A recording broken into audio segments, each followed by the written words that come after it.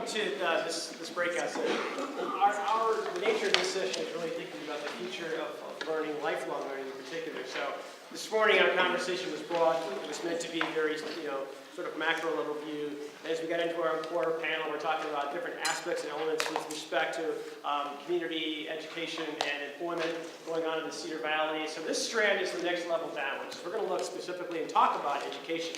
This is not meant, there's no presentation here. Okay, we have panelists here. I'll introduce them in a moment, but this is really meant to be a dialogue. So I'm assuming that you came to this particular session because you want to be a part of the conversation. And that's great. We want you to be.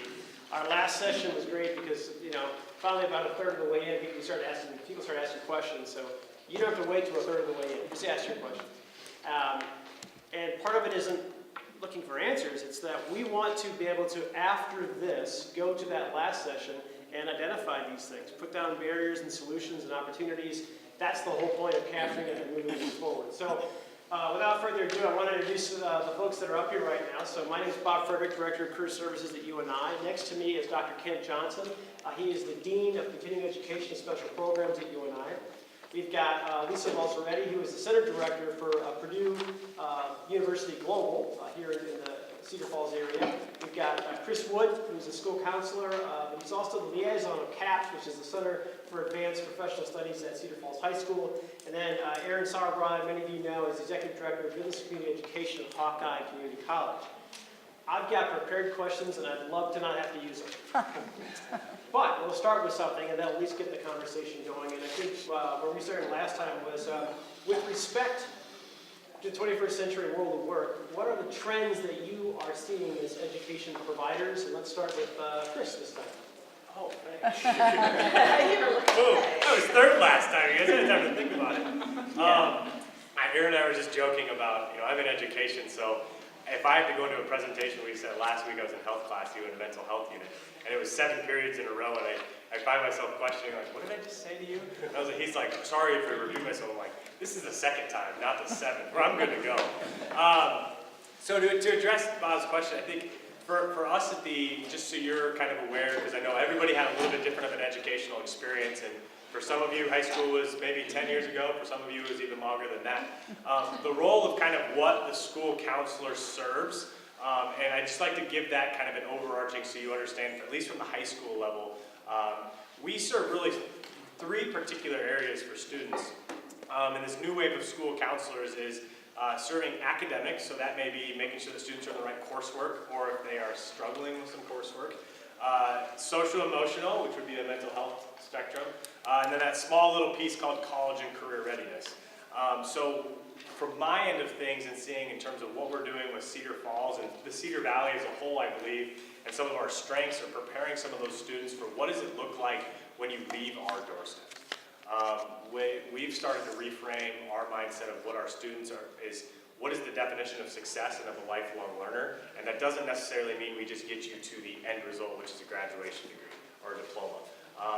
We saw the statistics that Iowa's #1 in the nation in graduation rate, but then we also saw the statistics of how we tend to go downward after that. In terms of where are our students enrolling, what is their intention on what they're doing so. So we've tried to look a lot in terms of the trends of what is, when I say this, I say post-secondary education because we've really tried to reframe how we have conversations with students. It used to, maybe when you were in school, looked at vocational school versus 2-year versus 4-year. We've tried to frame that around post-secondary education or training because we firmly believe that graduating from high school is not an option, that is a requirement. And having a plan for what you're going to do after high school is also a requirement. That's the thing right now that we're trying to focus on the trend of becoming a 21st century learner is what does the process look like for helping the student develop that, as we are calling it this year, the graduation story of when a student walks across the stage and they shake the hand of their parents and their grandparents and they take those funny pictures, is when they ask you, what are you doing next year, they can say it with confidence, with a vote of confidence that they found a passion or purpose in doing something. And how do we close that gap to make sure that they are on the right track to when they leave our doorsteps, and we're not just measuring them by giving a diploma in their hand, but rather looking back in 4 years, we can measure what they're doing and what they're accomplishing. So that's a really long-winded answer. Thank you. Sorry. Aaron, what do you got? I think the main thing right now is our students are demanding flexibility. unfortunately, in the education environment, that can be really challenging. The needs of someone that just got laid off from their job that they have been on for 15 years and somebody coming out of high school are tremendously different. You know, the kid coming out of high school is looking at all the options that Chris is providing him, plus there's many more that are out there available to them. But the adult learner has unique life situations that they have to deal with. They may only have, you know, the availability to go through a 4-week program, get a specific skill, and then re-enter the workforce so he can help pay for his bills, help send his kids to school. Those are the type of things that we're trying to react to and be proactive at Hawkeye, is we're building more short-term, non-credit programs where they can get specific job development skills. You want to go through a 16-week to become an industrial mechanic? We got that for you. You want to go through a 3-week pharmacy tech program? We got that for you. We're trying to create more opportunities for students that fits their own individual needs. But when we do that, it creates challenges in communicating that to people like Chris that are working with people, students, and people that are in other agencies working with adults that are having a crisis in their life, having them know about all the opportunities that are available. And that's, I was talking to somebody at lunch, you know, all of us in this room are doing our own thing in our own tunnel that are impacting the Cedar Valley. Is where we really can get a lot of steam is when we, you know, all of those lanes meet and we're working towards a common goal. And that's the challenge, and I want to thank everybody for being here, being part of that conversation, because it's critical. Okay, trends, you're saying. So I'll start really broad and with the higher level things. Digital workplace as a trend obviously affects all of us. The impact of technology and how we collaborate, how we communicate, how we connect. Multi-generational, more diverse student population. Iowa's becoming more diverse overall. It's another trend. The need for speed. I mean, this connectedness that we all have affects how much time we have to devote collectively. Prospective students, returning students, all face that as a trend. At UNI, we have traditional students, we have transfer students, we have non-traditional students. You know, the challenge that we have is how do we develop strategies so we can help to the best extent possible make sure students succeed. So that's an ongoing, requires continuous efforts all the time, from curriculum to support services, and we're very intentional about making efforts to help that student success. Student learning outcomes, you know, we talk a lot at a high level about things, but you know, when brass tacks, it's really about what students are learning and how that prepares them for a future workplace, not just one career, but a lifelong series of careers in most likelihood. So those are some of the trends and challenges I think that we're trying to cope with at UNI. Awesome. Lisa? Well, agreeing with everything he said. But also, for us in particular, we are focusing on the trend of online education. Of course, Purdue Global is primarily online education. And what does that look like in making it a robust and trusted learning environment? There's still skepticism about online learning and online degree programs and how valuable they are, and are we really getting where we need to go? So I think that students want that more and more. And we have to be very, very aware of creating great educational environments that truly get what they need so that go into the workplace. In addition to that, which goes hand in hand, is the competency-based learning, which I'm sure all of you have heard about at some level. And how can we fit that into the right person at the right time to get them into the right place to work? So those are two of the trends I think we're probably focused on the most, and then of course also working directly with employers on employer needs, because that is imperative in what we're talking about today a lot. I mentioned this morning the literature is very clear, and so is the data, that it is a necessity to be a lifelong learner now, and so people who are entering the world of work today for the next 50 years of their work life cycle will have to always be upskilling, transforming, adding whatever. With respect to that then, when you think about what you deliver and how you deliver it, how's that being impacted? And Aaron, let's start with you. Well, I mentioned in the previous session, I think we need to kind of redefine some of the terms we work with. We use the term graduation to mean some sort of finality. And let me just tell you, and these guys I hope would agree, that there is no finality anymore in education. you have to be a lifelong learner. And that analogy that you used this morning, Bob, was great about going up a downhill escalator. Because if you just stand still, you're going to be going down. And I think that starts with how we define things for our kids. It's okay, I was joking that last year my son graduated from 8th grade. Okay, what does that mean? It means absolutely nothing. Well, I didn't say that to him. Like, congratulations, so anyway, I get off. But even at graduation from high school, yes, it's an accomplishment, but we can't say, okay, you're done, go on. Same with 2-year programs, same with 4-year programs. There is no done anymore. The changes in technology, rapid changes in manufacturing, and the list goes on, healthcare, on and on, every industry.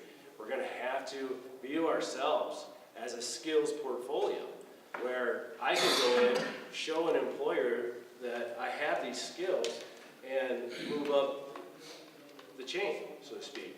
So it's just a changing of the entire culture from parenthood, from the time your kid enters and graduates from kindergarten to the time that they're done with college. And even, we work a lot with dislocated workers. The mentality for a lot of them was, I thought I was done learning. No, you're not done learning. You've learned it the entire time while you were on the job. You just didn't lump it under education. So just a complete mindset to try to get people that, hey, this is a whole life process. Sweep over to you, Ken. Again, the spectrum of higher ed here, what you deliver and how you deliver it. How's that transformed? Sorry, could you speak up? Yeah, you bet. So again, what you deliver and how you deliver it, that's the question at hand. So. Well, I'll answer that this way. It's a little indirect, but fundamentally creating opportunities for people to feel successful when they learn is a foundation, and that has to start. We had somebody from preschool at the earlier session, and I'll say from preschool on. So success reinforces success with regard to learning. We know that. We know some psychology of learning. And raising individuals' awareness of how they learn best at an early age so they can, again, feel success in how they learn whatever it is, whether it's a technical skill, whether it's an abstract concept, whatever that is, that mastery and that building upon positive, successful experiences, I think needs to be integrated throughout the educational experience. Finally, and it's not finally, but a third aspect, a mindset. Every chance that we all have as leaders and people within organizations to reinforce that need that, you might feel like you're at the end of the educational row at this point in time, but understand that this is a lifelong endeavor and there are lots of rewards that go along with that lifelong effort that needs to be put forward into learning. Great. Lisa? I want to kind of piggybacking on that, I also think that it's employers' responsibilities to map out lifelong learning. We take a lot of that on ourselves and go, okay, you need to be a lifelong learner. And we do. We counsel students all the time on this. But I also need that support of the employer who says, hey, this is our company, this is where you start, and this is how we can see you growing professionally. It's easy for me, I work with students all the time, it's easy for me as I'm meeting goals and getting to my meetings and doing all the things to forget my own professional development. Where do I need to go? My employer needs to, even me, sit down and go, what's your next step, Lisa? Where are you going? And how are we gonna partner with you to get you there? That will help us to create lifelong learners. Some people don't see, some employers, and I've been in those situations myself, they don't map that out or help you map that out in a way that's tangible, in a way that makes sense. They tell you, well, you need to work on your professional development. Yeah, but what does that look like? Where do you see me 5 years? I see where I want to go. Where do you see me?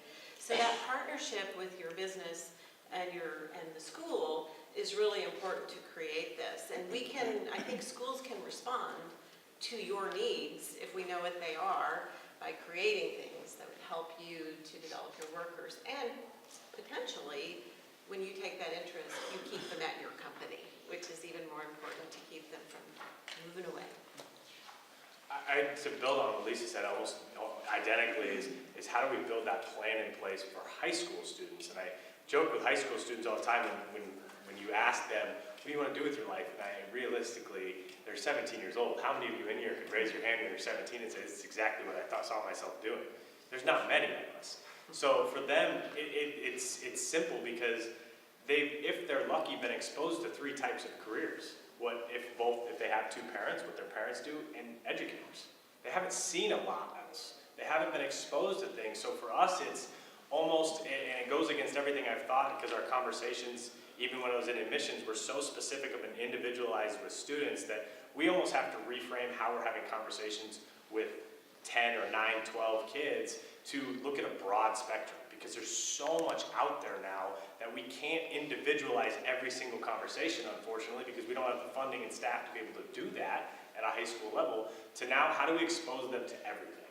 And we've found success in that in job shadows, which many of you have been involved in our Cedar Valley Career Connections, and placing students into which isn't always from the industry end of things exciting to say we're going to take on a 16-year-old a half a day. There has been a lot of benefit, from students coming back to talk about that experience. Some of it, I hated everything about that, and guess what? That's just as beneficial, because those kids are not wasting their times and they're trying to navigate what their interest is.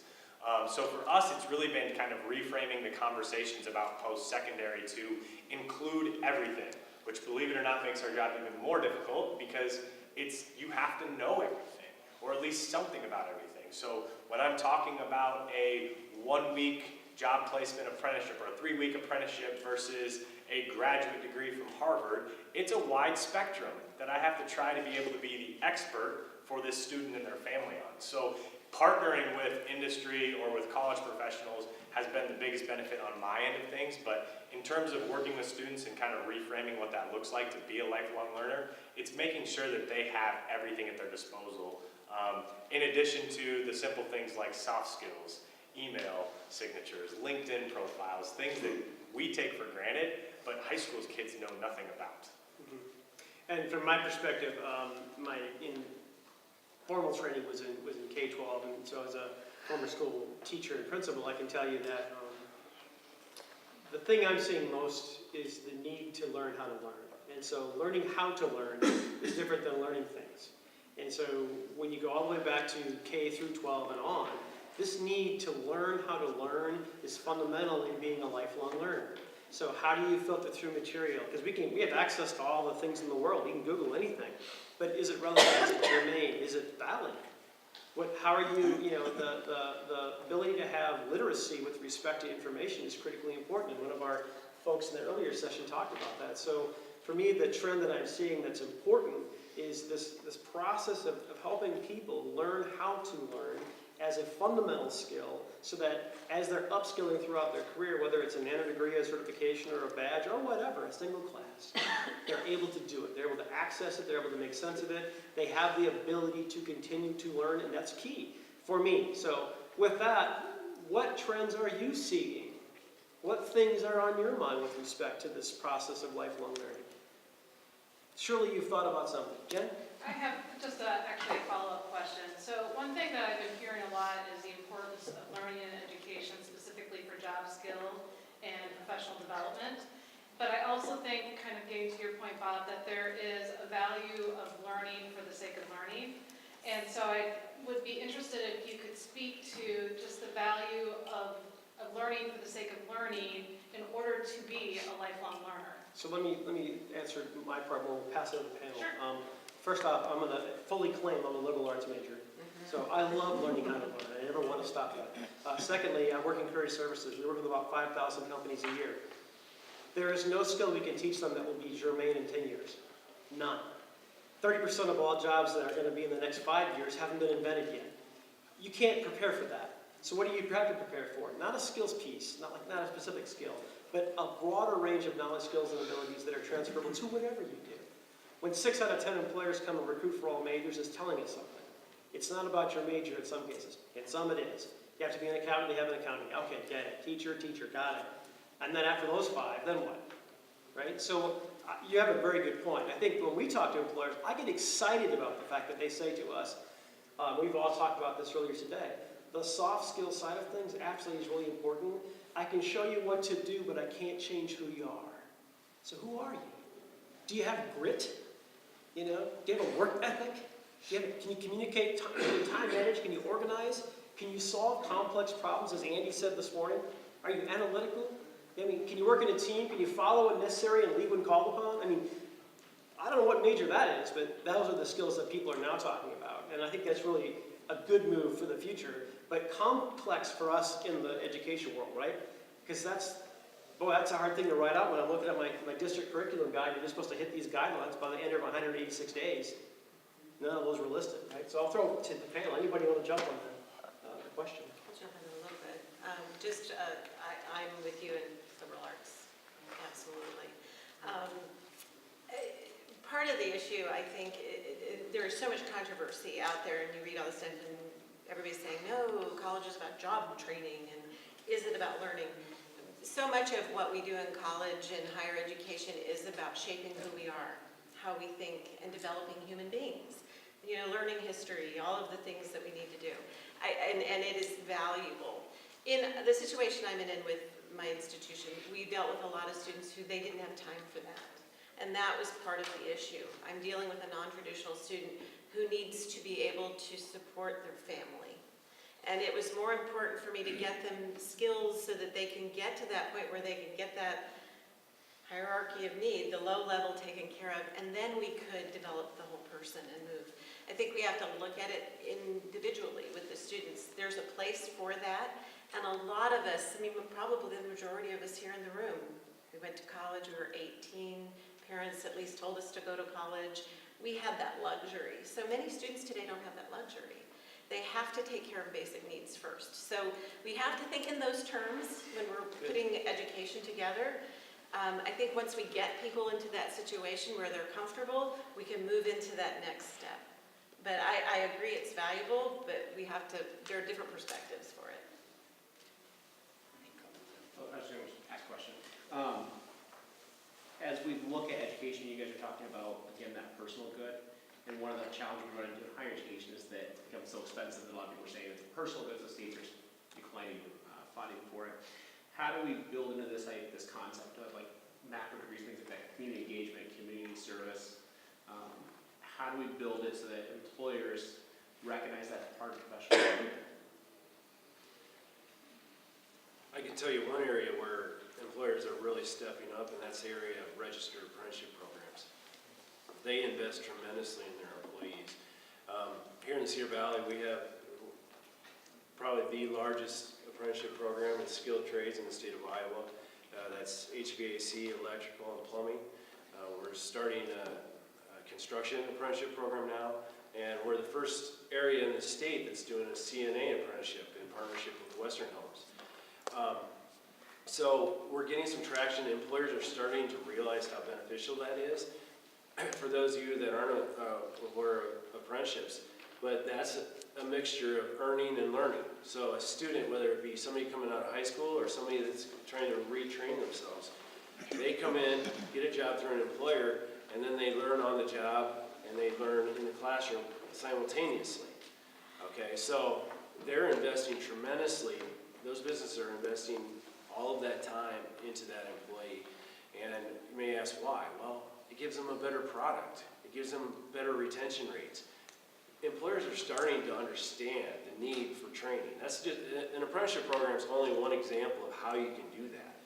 But I think employers are starting to realize it, and it's taken a tight labor market to kind of understand that, hey, I'm going to have to invest in my people so that I can retain them, because if I don't, then they can go to company B. So I think we're getting some traction there. It's just we got to keep it going. It doesn't have to be us answering the question either. I mean, if you know that there are ways to overcome these barriers, tell us. And that's the whole point of the summit. So if you've got an example of that that's working, throw it up here. But same thing. I think the question is, how do you sell the value of education to an extent?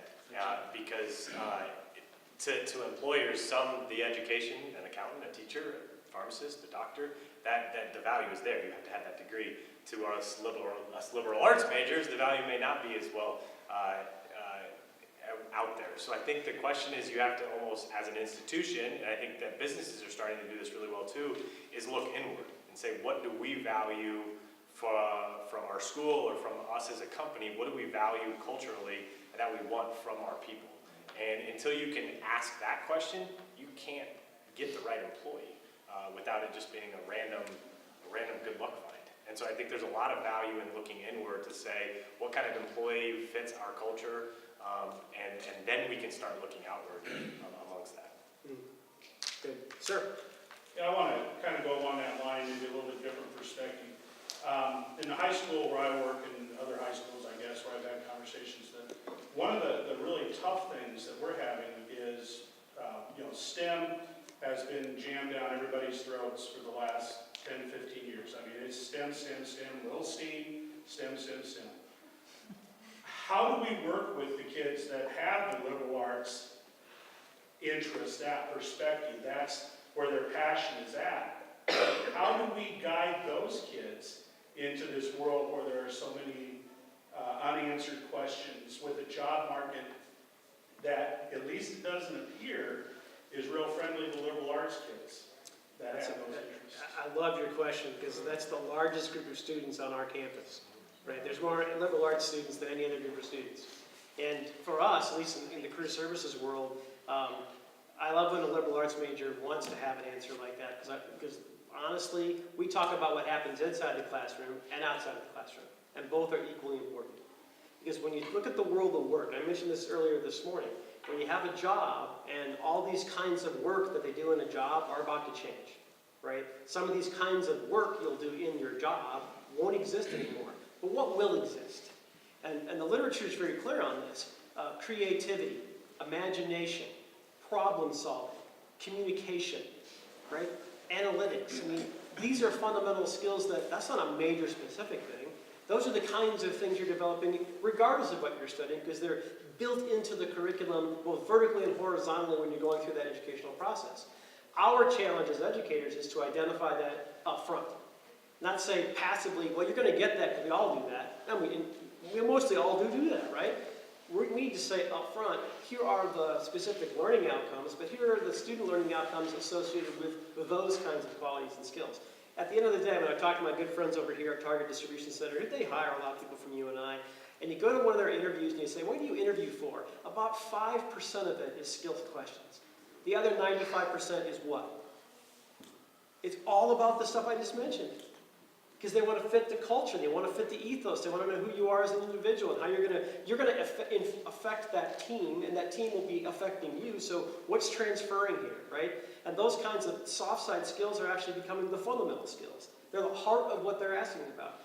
Our challenge, and my colleagues here from Career Services, our challenge is to help students understand what's happening to them and be able to say that effectively in an interview because they're not very good at interviewing those kinds of things. I can tell you where I'm from and what my 5 things I like, and then when I say, well, tell me about, and all of a sudden they're done. And they're sweet Iowa kids, I love it, but we have to help them in that area. So that's a longish answer for part of what you were asking, but I think that's on us as educators too. As Chris and Aaron and Lisa and Ken and I were talking earlier session, we need to change the way we talk about things. You know, it's not a this leads to this. My favorite question was probably 10 or 12 years ago, and Mary's sitting up here, she's going to get in trouble. A couple board of regents asked me in a meeting, you know, how many students get a job in that major? My question back to them was, how many regents have a job in their major? Oh, 0. Actually, there was 1 at the time with education. But I'm like, okay, so is that the right question? Because that's not how it works today. Not at all how it works today. There's not that linear path, except for a handful of things, right? But don't we, as institutions, don't we have an obligation to go to employers to help them understand the liberal arts major sometimes? And I'll give an example from my past years ago. I was a marketing manager for a multi-million-dollar floral company in Hawaii. Did it for not there, a couple years. Moved to California and applied for a PR position with the state, and I didn't even get an interview because my degree didn't say bachelor's in marketing, bachelor's in whatever. They wouldn't even interview me, wouldn't even consider me, even though I had this experience as a marketing manager for a multi-million-dollar floral company. So I think we have an obligation as educational institutions to go to employers and go, look at your job description and look at who you're interviewing. Let's talk about people that would fit that and degrees that could fit that. It doesn't have to be that specific because When I look at a lot of the job openings, you see very specific, it has to be this particular degree. So don't we have an obligation to educate employers? I think I love your question because and yours is more high school specific about what we can necessarily do with, because these guys are speaking from when they get to them. And some of our challenges are how do we try to get them to you? And I think it's twofold because one, you have to answer that question for students, and two, then you have to answer that question for their parents, right? Because there are parents that are saying, what the hell are you doing going to liberal arts? What does that even mean? So we have to educate both students and parents. And I think most importantly with those types of students, at least when I'm working with them on a daily basis, is to make sure that they understand that one, you're not alone, and that it's okay that you're going down this route because you're expressing creativity or interest in something. And then two, that we have to work on some of those fine-tuned things we can control right now.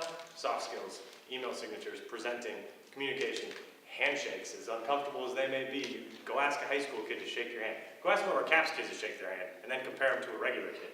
Because they've went through that and developed that. And so like those are small things I think we can do with high school students, but for someone that is still exploring who they are, let alone what they want to become, it's hard to say this is the exact field that someone that's in liberal arts when you're 16 years old is going to go into.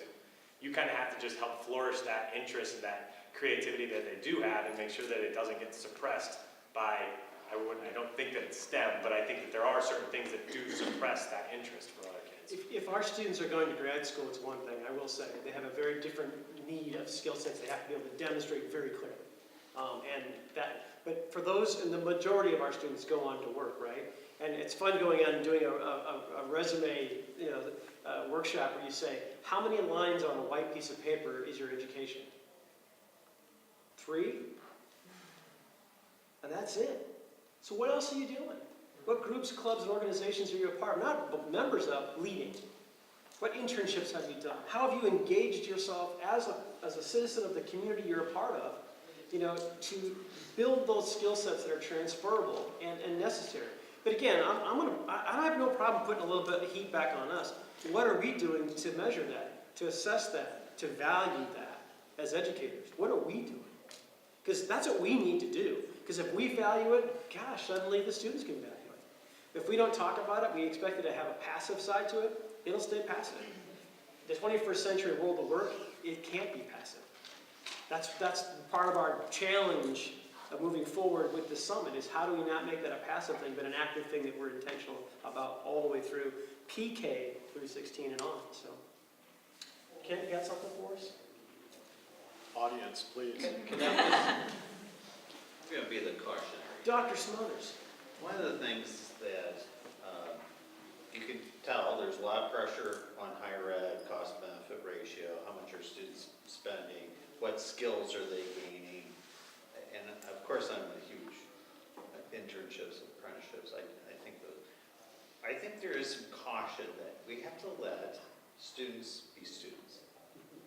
I'm concerned that we're putting so much pressure on them. We're going to have industrial workers at age 9.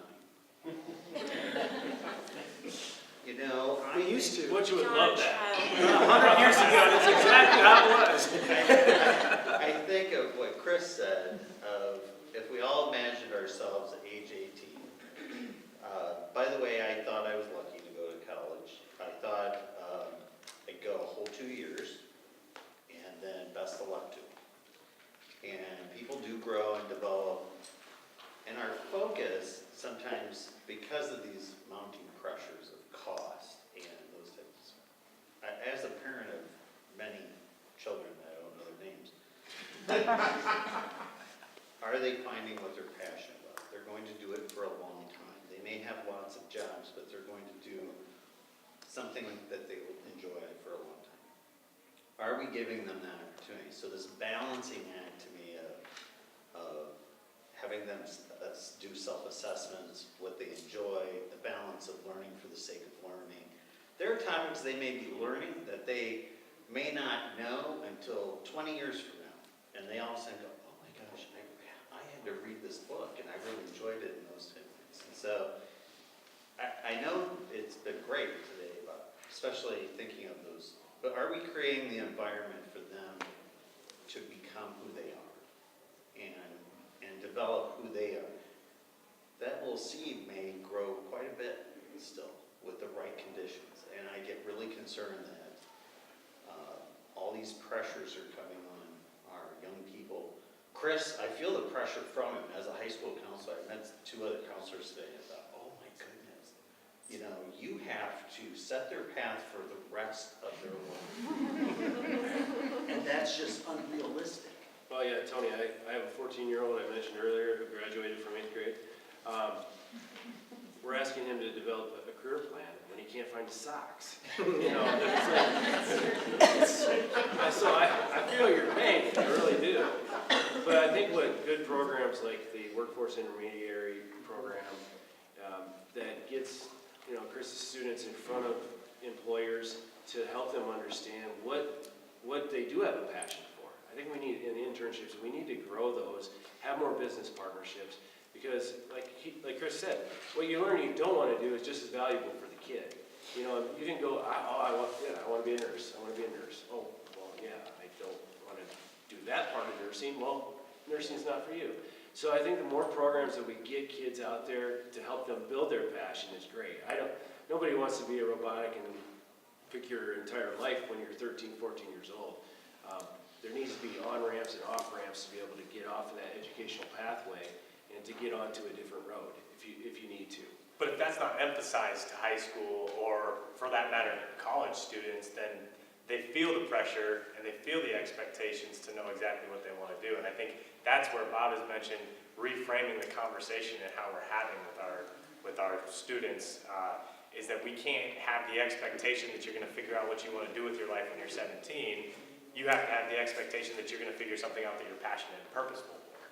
And if you can reframe that to get them to understand that we're just looking at the different jobs and career opportunities for things that you enjoy, and then you can expose yourself to them through job shadows, internships, college visits, rather than saying this is what you're going to do and you're going to have to lay it out and it's going to be black and white. I think that's pretty unrealistic. And it may not be the 4-year degree right away, and we have to be willing to open up to that, because we're not, I mean, I feel so blessed in my life, as old as I am. I went to college in Texas in 1983. I started college, and they still had 1955 tuition rates. I went to college for $250 a semester for a full load. How blessed am I? I can make all the mistakes I wanted to, and I was a waitress. I could pay for it. You know, now you can't. It's just not that easy. So we have to be we have to change the mindset that it's 4 years or bust. And I would add, Oh, no, please, go ahead. We have got a couple people here, so go ahead. okay, well, just what you were saying, getting the support of businesses. I'm the business development coordinator for Cedar Valley Career Connections. Yeah. And so we work with a lot of great employers in the area, but I hear from a lot of them that, you know, they don't have enough applicants. They don't have enough qualified, and then they don't want to work with us, or they aren't opening those doors. I want to work with people when you can give me these set of skills and somebody who's really excited to do IT, not just somebody who's kind of, you know, exploring. So it's really hard, and I appreciate that we're taking maybe a little slice of their productivity for that chunk of time, but somehow we need to, so I try to pose it to them that, hey, this is a great, I mean, it's not an objective of this grant to get them a job, but certainly to showcase the Cedar Valley, showcase what's going on, and give them kind of a variety of experiences in some things they're interested in. I can't guarantee that they are going to hit it out of the park on that 2-hour job shadow. So I'm open to, if there are employers here or others with suggestions, how I can bridge that gap and how I can be more of a facilitator for that for our students.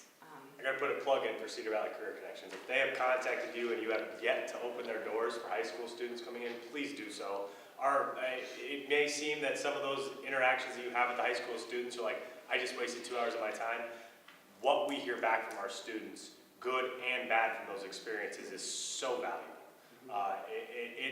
It's a lot for businesses to interact with teenagers, and maybe that's where some of the education has to come into, hey, by the way, this is what teenagers are like nowadays, and they're going to enter your workforce, so be prepared, because you have to have an open mind a lot of the times. But those experiences are so valuable, and we can We've had hundreds, I think 300 so far this year from Cedar Falls that have been placed because of that. And that's not something the school district can do in a timely fashion. So that service is so valuable for us in the Cedar Valley. To kind of piggyback on one thing you said, I'm going to pass this over to Ken, because this idea of having employer-based curriculum is difficult. You can have employer, what do you call it, informed? Yes, employer. It was It was a great. Yeah, it's a great quote, because I'm like, that, I mean, the danger of anything like that is like, I really want employers to tell us what they need. And it's funny when they get frustrated that we can't give them exactly what they want. But it's like, you're gonna hire 10 of them, and there's 2,000 more. So I can't make it all just for you, right? So how can we, take that information and be informed by it to create, some kind of a pathway that is maybe competencies that the majority would like to see, but we can't get so narrow on that thing. So it's a balancing act for those of us in higher ed. In a way that maybe for like Aaron and others, you can meet with a company, sign a contract with that company, produce some specific kind of skill set, whereas that's not even a wheelhouse thing for us at this point, and probably won't be, so. Yeah, I mean, the tension between training and, workforce development and, preparing liberal arts kind of an orientation towards a more global approach to education. I mean, that's been going on for over 100 years. So this conversation isn't bringing up brand new things, and the ways that these things can be, I guess, brought together are forums like this, problem solve, having discussions and trying to find ways where we intersect and can collaborate more effectively. So very familiar in the history of higher education, district education. That doesn't help anything. It's an observation. It's a great historical footnote. You're a historian. Yeah. University of Bologna was the first in 1100 AD, and they had the same conversation. So, formed off of cathedral schools, which were all about training people to do administrative jobs. So it goes back and forth forever. Somebody had a question or comment in the back. I did, and this has been a question I've had through the whole 2025 goal. How do the short-term trainings get recorded then? If someone's not pursuing a degree, where's that? Beth Townsend actually just answered that last time, so I'm not going to do justice to how she answered it, but I know that Future Ready Iowa has restructured how they're tracking that to be able to show that 70% has had some form of training, even if it's on-job training. So it's not a typical credit bearing or credit receiving is the only way that they're tracking it. So if you guys can speak to that better than I can. There's different levels.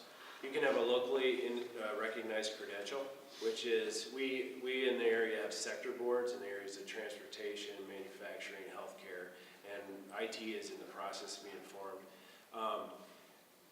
That sector board of employers can approve a locally recognized credential. There's also an industry recognized credential, which is like American Welding Society, you get AWS certified. There's CompTIA in the IT world. Those are industry recognized credentials. That counts. Obviously, a 2-year program counts. A 4-year program counts. The gray area is what Beth Townsend was talking about earlier in our session, was the some college, and how does that go into that 70%? I think the importance for us as educators are to award certificates that can be transportable amongst different employers, and that those are documented so we know that they carry some value. So those are the different levels of certifications. And can you obtain financial aid for non-degree seeking certifications? You can't. Right, so. That was brought up this morning session, same issue, which, Iowa Workforce doesn't have an answer for. They don't have an answer for that issue, because those sometimes who have the greatest need for that program, that short term, are the ones who also have the greatest need for financial assistance that's not available. And Bob, if I could add, there's actually one legislative funding stream that helps fund some of that short-term non-credit training. It's called the GAP program that we implement, and the PACE program, and the Workforce Training and Economic Development Fund, which is very important. they help subsidize the cost of that tuition. But we can't go in and have a student eligible for Pell, for example. Right. We wish, there's been talks at the national level of awarding Pell for non-credit training, which I think would be a benefit. If there's any federal officials in the audience, hit them up. But yeah, it is a struggle because we have to find other means, whether it be through scholarship funding or through our foundation, or whether it be through other creative sources to help people subsidize. Because when we offer the training, it's not always 100% paid by the employer. So we do have to kick some of the costs back on the student. Sir? From the standpoint of looking at future rated goals and all that, how are kids that go into the military, are they even factored into that at all? I mean, when people go into the military, when I was a medic, I came out as an EMT. So when you're looking at all these kids that are going into the military, every single one, whether they're carrying a rifle or whatever, Is receiving training. They go to tech school, they get trained, they get skilled. So in terms of how the Future Ready Iowa tracks their data, from my understanding, is they follow the clearinghouse data. The clearinghouse data will track the post-secondary enrollment of a student. So there's a student ID that tracks with that student. So from the high school end of thing, we meet with our seniors, and I know that Waterloo schools are similar, at the end of their senior year to gather the intention data, what they're intending to do next year. And then the clearinghouse actually has a student ID tracked to that student and enrolled that tracks their enrollment. From my understanding, and I don't want to be claiming an expert on this, that does not track them going into the military. The only notification that we have of that would be their intention data, or what we've heard back from the military representatives. Now, if they were to leave the military after basic, or after if they're in the Guard, and then they were to enroll into a university, 2 4-year primary, non-primary, we can then see that ID number pop up on our data tracks. So to answer your question, I don't know Well, yeah, exactly. it seems that, I mean, if you're tracking percentages, there's a certain percentage of kids that go into the military. Sure. And under the present system, it seems they're lost. I agree with you, George, and that may be something we need to talk to Director Townsend about, because when they come back from the military, we're awarding credit for prior learning. So they're essentially getting credit for what they've learned in the military, so it should be documented in some way. Can I ask who's Thompson? She is the Director of Iowa Workforce Development. She's here today. Just running around, so. Yeah, I agree with you too, George, and Travis and I, as prior service guys, agree with you too, right, Travis? Yes, ma'am. How are each one of you addressing those that are re-entering society or juveniles that have been in trouble? Great question. Good, thank you.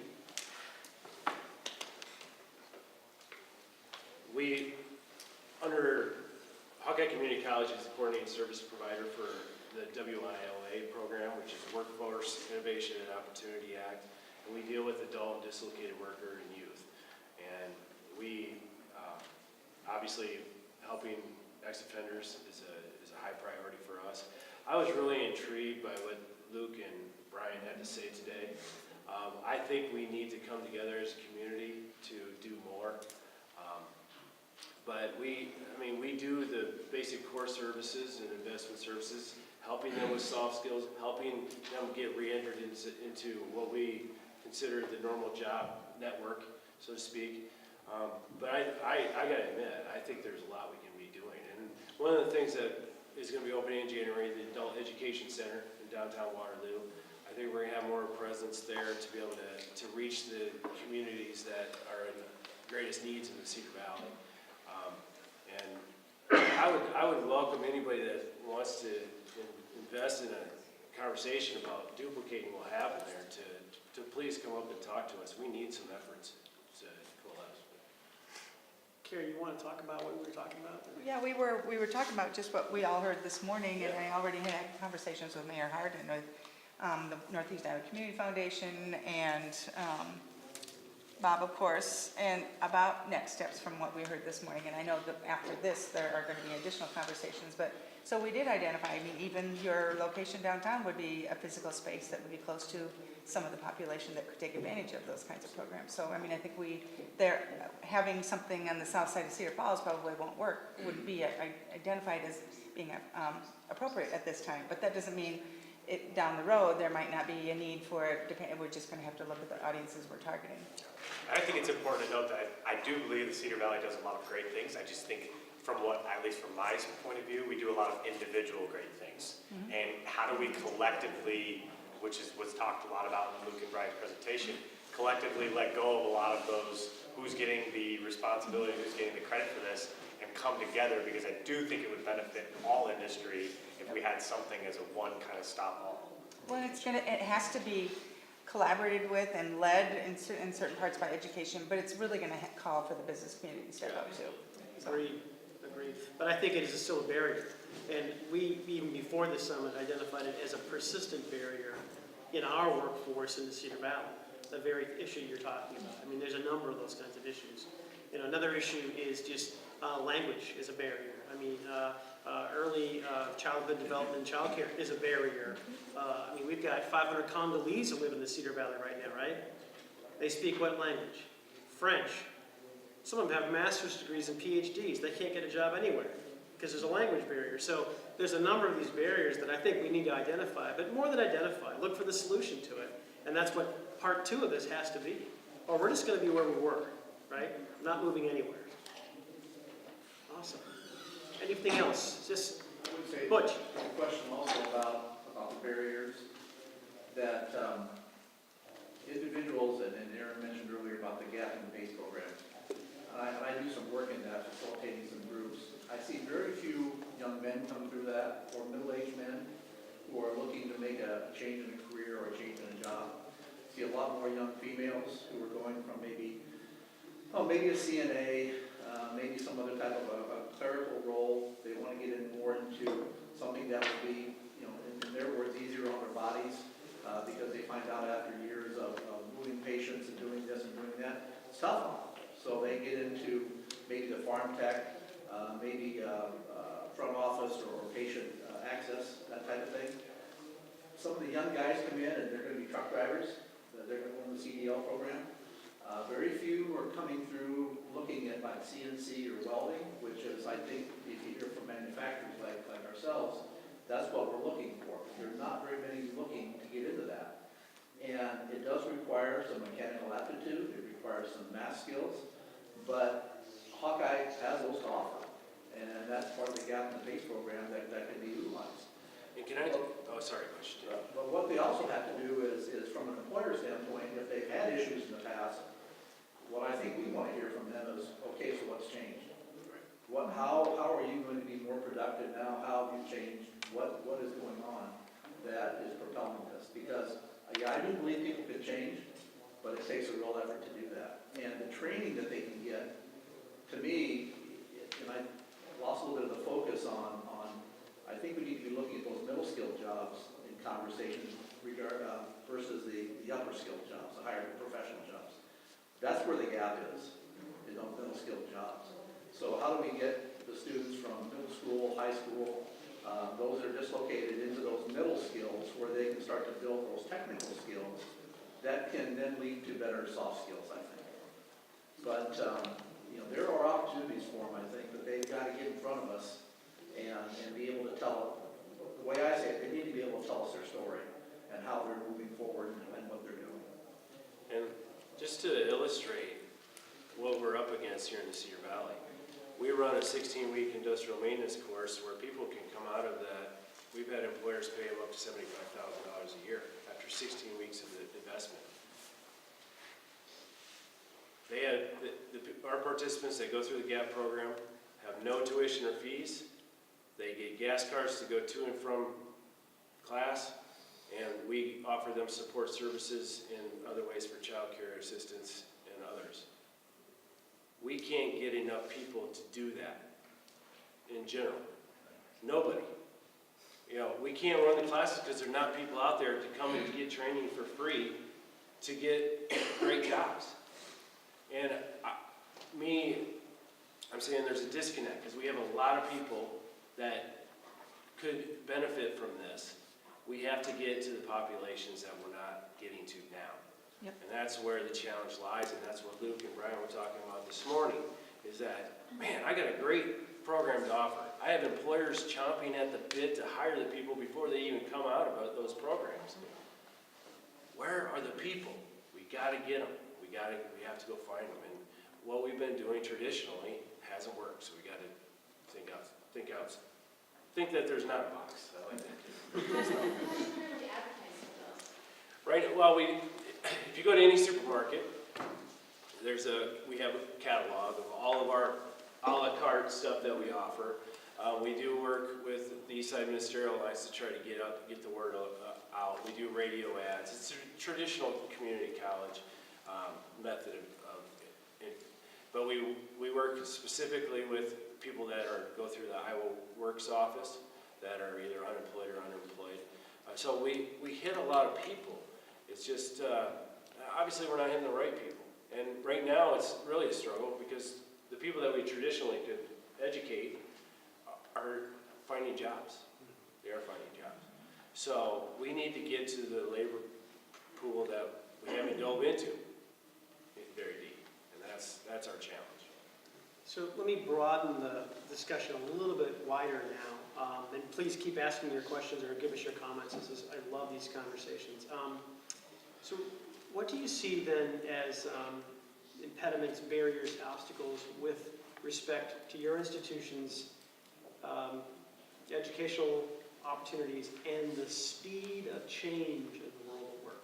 This rapid transformation and what was desired, needed, wanted for the future worker. And how do you deal with that speed of transformation, or how are you trying to deal with that? You're looking at me, Bob, so I'm processing here. Let's start with Aaron. You always have an answer, though. Come on, Doc. Well, it affects us all. I mean, the pace of work, all of us feel, I think, and maybe, I hate to speak for other people, but I'm sensing many of my colleagues, we feel like the pace is just accelerated constantly. So what that leads to, I guess, is a need to focus and do less, try to do a few, and be really good at doing fewer things. That's tough because we have a lot of people wanting things, a lot of needs, definitely. I mean, we've heard tons of needs here, but what can we really focus on? And our online programs at UNI, I'll give as an example. So, what audiences do we want to serve? There's 1,000 possibilities. We look for areas where we have academic strengths and capacity and focus on those and try to do them really, really well. We aren't looking for 10,000 students. We're looking for students that are looking for a quality degree program with campus-based faculty and in certain areas that we feel like we can do well. So, that's kind of our eye on the prize. MOOCs, really interesting. We had questions, just 2012, I think is when that kind of emerged. Should we do this? Should we not do this? Yeah, that's going to cost a ton of money, and as it turns out, that's had some successes. It's gone through some iterations. That could have consumed a lot of resources that we ended up directing into other things.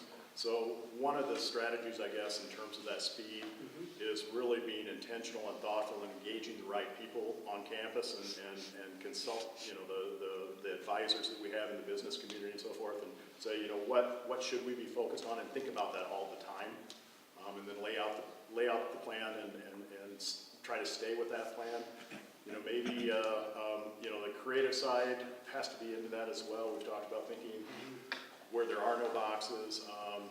A percentage of our time has to be spent in those domains, but kind of sticking to the knitting has been our strategy, I guess, in terms of specific to online distance education.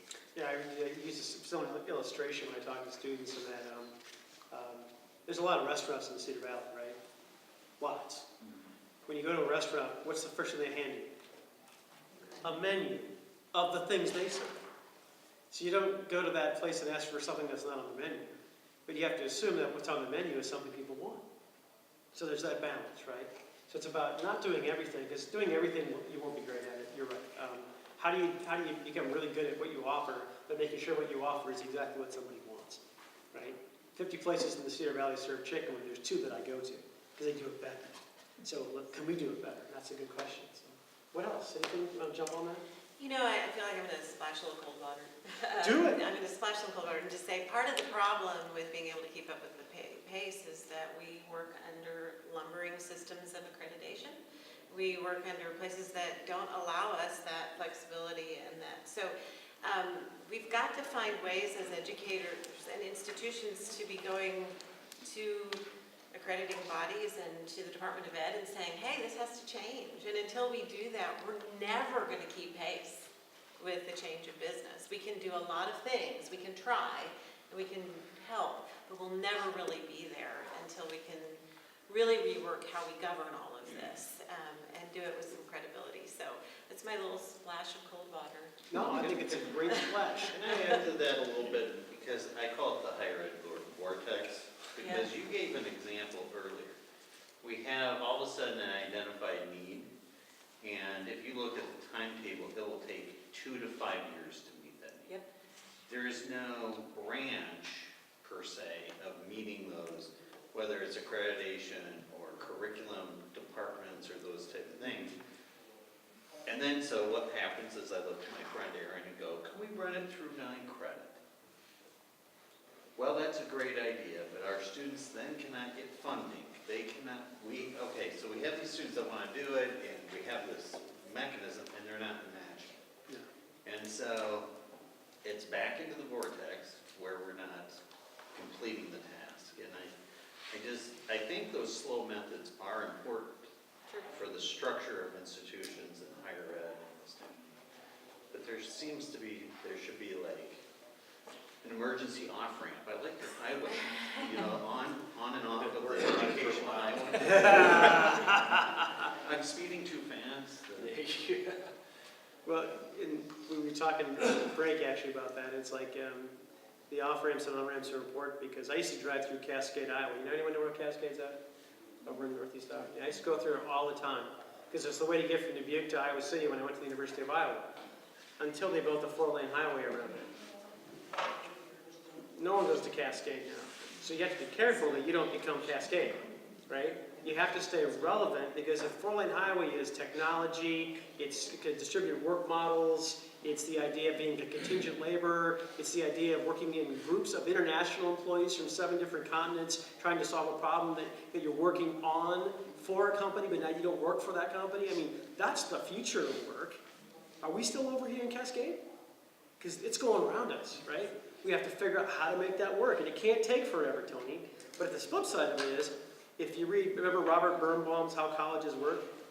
One of the upsides to going slow is you also avoid the pitfalls of things that were just a fad. So how do you determine that? We can't be an aircraft carrier as we turn, but we're definitely not going to be a swift boat. So there's something in between. That's a barrier, folks, for us. We have to put that on the board and figure out a way to solve that to a certain extent. But every session across the state, all 18 of these, have listed that as a barrier. We're not the only ones thinking about that. Sir? But I think I'd also echo that, even at a public school level, high school level. The code hasn't been distinctly changed to what's required to offer and teach in Iowa forever. And you want to do all these creative things and think that we can remotely keep up with the business world and the technology world. But I have to stay in this box, otherwise my report won't clear the DE.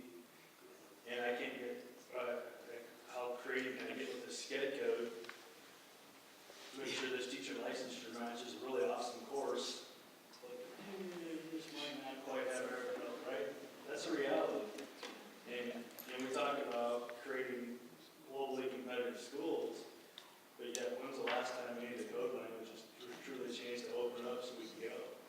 Yeah, I'd like to piggyback off of that too. I've worked with new teachers to the profession for 5 years. And how are we preparing teachers to be able to teach students in this way? Because right now, teachers are trying to teach to a standard to follow what they have to do for their job. Creativity sometimes gets put out the window because we have this much time for these standards, we have to do this, we're following this prescribed curriculum. The creative side is gone. We have 20 minutes to do science in our elementary classrooms. Their problem-solving skills aren't being developed. So then they're getting to middle school. We're heavy into content. We're getting to high school, even more heavy into content. To get them into the career fields, they've got to jam-pack their schedule so they can do the fun ones. So where is that balance gonna come in so that we can get kids to want to do these and get that passion, because they're burning out well before they can develop a passion for anything. Yeah, and how many people were here this morning to hear what Andy had to say about, UX and visual logic, and what was the thing he was most interested in finding? Creativity. For that 100 million jobs that's going to exist. And yet we don't want to have special programs, we don't want to have art, we don't want to have music, we want to get rid of all the creative elements. It's a complex issue but it's up to us. They're still our schools, right? But also we have to talk to the employers. And we're not designing it for one employer, but collectively when we theme out what's coming out of that, how can we then make something happen, legislative level, whether it's a DE question or not? I don't know. That's why we have to have these kinds of meetings, so. Well, even teacher preparatory programs Right. aren't giving They're not. teachers the skills to teach how to problem solve.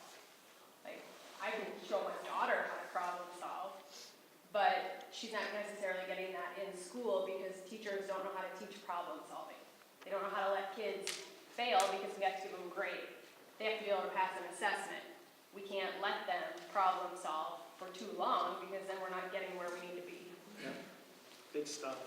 Big stuff. Does anybody know how to do the new math? I thought we were, I was I gonna am jump on learning. The more I'm in the room, I look, I'm learning. So let me say, thank you, Khan Academy, because yes, I do. Only because I can watch the videos on Khan Academy. That's right. We're just about out of time, and I want to give our panelists one more opportunity to say something that they would like to leave with us with respect to this topical area that you think is germane and important. One last comment you want to leave with the group today. Okay? I guess to circle back to the systems, the ecosystem that Jim mentioned this morning as we kick off, this idea of, are we victims of the environment in terms of regulations, whether it's the Higher Learning Commission, the State Board of Education Examiners, whatever it is, or can we develop an action plan to help affect that change? And I'm looking at Mary because that's Mary's world. But that's fun, no question. We can complain about it, we can talk about it, but are there action items that we can actually affect that could help the situation? So I'll stop. Awesome. Lisa? I kind of would like to go back to a point. I think it's great. As educators, we talked about lifelong learning. I want my businesses and our community to talk about lifelong learning. And really, I want them to come to us. We go to you, come back to us and go, hey, I don't know how to develop professional development plans for a long-term career at my school. We can all have that conversation. Because if you're not seeing them as lifelong learners, they're not going to see themselves that way. They get the job and they have it. So I'd like to see more emphasis in that area. Awesome. Thank you. Chris? I think in the Cedar Valley, with the Waterloo Career Center and the Cedar Falls CAPS program, that's soon to be opening up to smaller districts, we have an opportunity here to cross that bridge of industry and education that not a lot of places do have the opportunity to do it. So I urge you to continue the conversations, urge you to talk to the CAPS students out there about what they're doing and how you can be a part of it. Visit the Waterloo Career Center because that's a bridge between industry and education that we have not had before. And the governor says right here, so it's got to be true, Future Ready Iowa is my #1 priority. We can decide what that means and what Future Ready Iowa and what we suggest, and we can lead that from the Cedar Valley. Well said, Chris. I just want to thank all of you guys for coming in here today.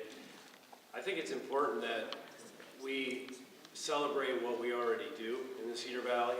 We all do a lot of great things. We just need to pull all of our talents and work together to lead this effort forward. More importantly, I think we need to explain all the opportunities that are out there for people, for employers, for students, for adult learners. We just need to help cross-sell what we do in the Cedar Valley and become more organized in doing it. So thanks again for coming out. Let's thank the panel.